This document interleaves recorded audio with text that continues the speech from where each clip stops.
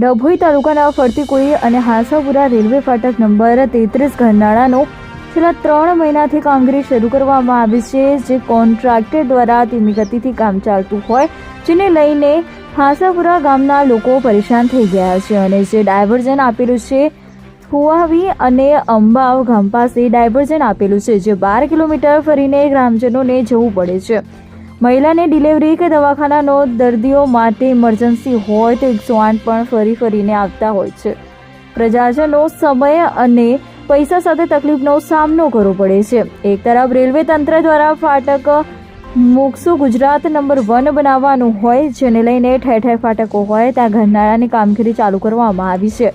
ધીમી ગતિથી કામ ચાલતું હોય, જેને લઈને ગ્રામજનો પરેશાન થઈ ચૂક્યા છે. ડભોઈના હાંસાપુરા ગામ પાસે આવેલી રેલવે ફાટક નંબર 33 પાસે ઘરનાળાની કામગીરી છેલ્લા 3 મહિના ઉપરાંતથી ચાલી રહી છે, જેને લઈને ગ્રામજનોને અવરજવર કરવા માટે અને શાળાએ જતા તેમજ કામધંધે જતા લોકો અને ખેડૂતોને ખેતી માટે 12 કિલોમીટર ફરીને જવાનો વારો આવ્યો છે, જેને લઈને શાળાએ જતા વિદ્યાર્થીઓ પણ શાળામાં કેટલીક વાર મોડું થઈ જાય છે.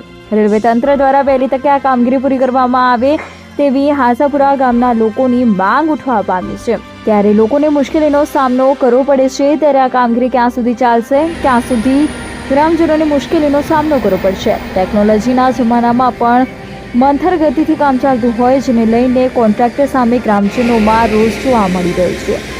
રિપોર્ટર વિવેક જોશી, ડભોઈ. હેલો, આપ જે પુરાથી ફરતી કોઈ ડભોઈ જવા માટેનું જે ગરનાળું બને છે એ એકદમ ધીમી ગતિએ ચાલે છે. અમારે કોઈ કેસ હોય ઇમરજન્સી 108 બોલાવી હોય તોય તકલીફ પડે છે, તો કામ ઝડપથી થાય એવું કંઈ વ્યવસ્થા કરો. શાનું કામ ચાલે છે? આ ગરનાળું બનાવવાનું. શાનું?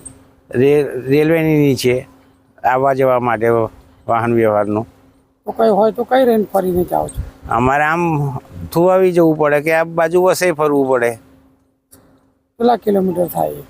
એ બાજુ 12-13 કિલોમીટર જેવું થાય, અને આમ ફરતી કોઈ વારું ચાલુ થાય તો અમારે શોર્ટમાં પડે. કેટલો સમય થાય જવા આવવામાં? અડધો કલાક તો નીકળી જ જાય. તેમના રસ્તા કેવા છે? એ બાજુ તો રસ્તા તો એવા જ છે, એ બાજુ ધીમી ગતિથી ચાલવું પડે એવું છે. તમારી શું માંગ છે? કામ જલ્દી થાય. નિડર, નિષ્પક્ષ તેમજ પ્રજાપ્રિય ન્યૂઝ નેટવર્ક એટલે કે BN news Gujarati. BN news ગુજરાતીના ફેસબુક પેજને સર્ચ કરી લાઇક તેમજ ફોલો કરો. સાથે જ ઇન્સ્ટાગ્રામ પેજને પણ ફોલો કરો તેમજ યુટ્યુબ ચેનલને પણ સબસ્ક્રાઇબ કરો. BN ન્યૂઝ ગુજરાતી સર્ચ કરતાની સાથે જ તમામ સોશિયલ મીડિયા પ્લેટફોર્મ ઉપર BN ન્યૂઝ ગુજરાતીના ઓફિશિયલ પેજ આપને મળી જશે. તેમજ સમગ્ર ગુજરાતના સમાચારો સાથે BN ન્યૂઝ ગુજરાતીની સાથે રહી અપડેટ રહો.